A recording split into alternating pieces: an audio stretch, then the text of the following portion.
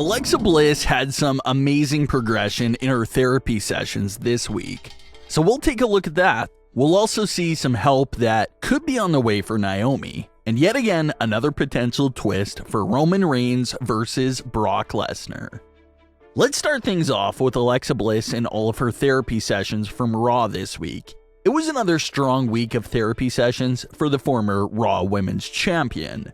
There was actually multiple sessions throughout the show, so let's take a look at those segments in order. The first segment kicks off with another session between Alexa and her therapist. Alexa is becoming more comfortable in this environment for sure.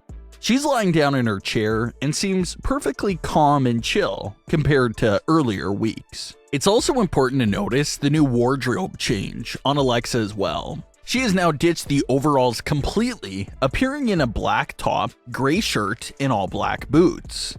So more progression there to her look. From crazy colorful overalls to black overalls to now just a top and a skirt. So that overall look that Alexa has this entire run now seems to be gone, at least for the moment. He asks Alexa what she's thinking about, and she brings up the episode 2 of the therapy sessions. That session ended with the therapist implying to Alexa that Lilly was imaginary. Alexa mentions here in this week's episode that Lilly wasn't imaginary. She talks about how Lilly was there this entire time, and how she was always there when anyone looked down on her or pushed her to her limits. Lilly had her back, and it was real. Alexa is then asked how she would feel if Lilly was to somehow return to her. And this was a moment again where you really see Alexa shine with her acting. She sits up immediately in her chair, and her face starts to light up with the thought of returning with Lilly. She talks about all these plans and dates she would have with Lilly if they were to ever meet again. The therapist pulls out a replica Lilly doll and asks Alexa how it makes her feel. Alexa again tells the whole story with her amazing facial expressions. She doesn't have to say a word because she paints the whole story with her expressions. You see this warm, genuine smile on her face. It looks like a mix of her nearly crying tears of joy and tears of sadness because she knows that she's not the real doll, but it makes her reminisce of the real one. The therapist compliments Alexa on her progress, but right on schedule, Alexa takes a small step back and tells the replica doll that she misses her so much. And don't get it confused, it is a story about a possessed doll, but you feel for the character. Obviously she lost something that has been so close to her since childhood, like a friend to her, so you can't help but feel bad for her. Therapy is probably covering some of those issues up, but you can see it right there in that moment that she really is broken and still severely hurt from the loss. The therapist tells her that it's just a doll from WWE's store, and how he was going to hand her the doll for her to see for herself, that it wasn't the real one. Alexa holds the Lilly replica in her lap. She seems extremely happy, and we fade to black. So that was it for this week's sessions. So what's new to break down? Well, Lilly may be physically gone from the story, and Alexa is slowly moving away from that persona. But one thing that seems for certain here is that Lilly is still an important character in this story. Alexa's emotions and feelings obviously still tie with Lilly. Lilly was a topic of conversation all night in these segments, and Alexa was thrilled with the idea of reuniting with Lilly. So at this point, sure, the whole reason for the therapy sessions is to move Alexa away from Lilly's issues. But it appears that Lilly is just too important to Alexa's character for you to just drop her completely from the story. Lilly was one of one. They stressed that a few times, so it's not like Alexa can get a replacement. That'll be a very cheap story. But what happens if Alexa can't get over her loss of Lilly at the end of these sessions? What if Alexa is only half cured, per se, by the end of all these sessions?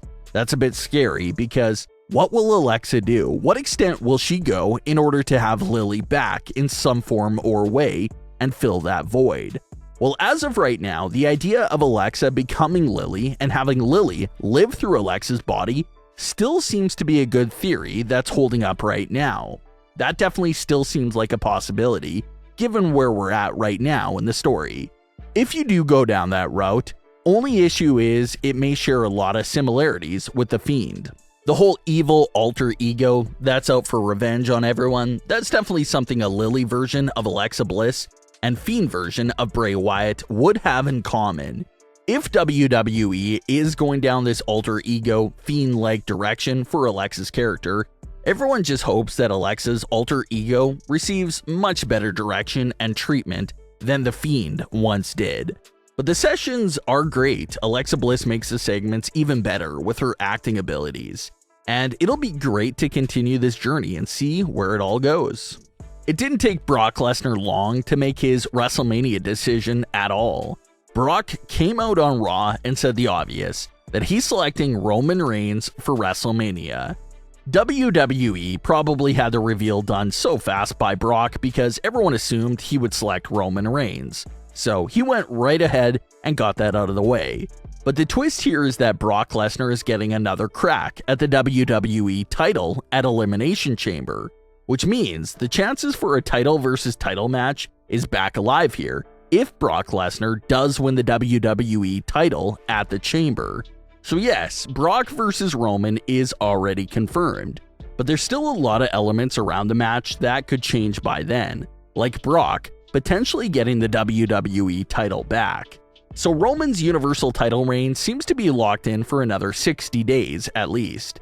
We'll see if Brock can get the job done at WrestleMania. Is permanent help on the way for Naomi?